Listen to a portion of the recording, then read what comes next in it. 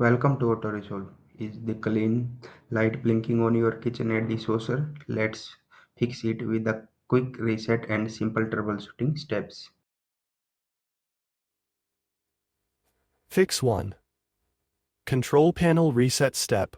Press and hold the Start Cancel or Cancel Drain button for 3-5 seconds.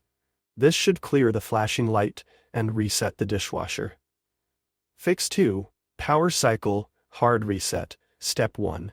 Turn off power by unplugging the appliance or switching off its circuit breaker.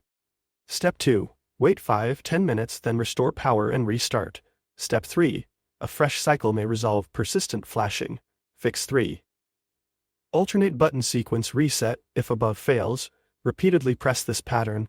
High temp, heated dry. High temp, heated dry, about 4-5 times in sequence. All lights should illuminate briefly. Release, then press cancel to exit service mode.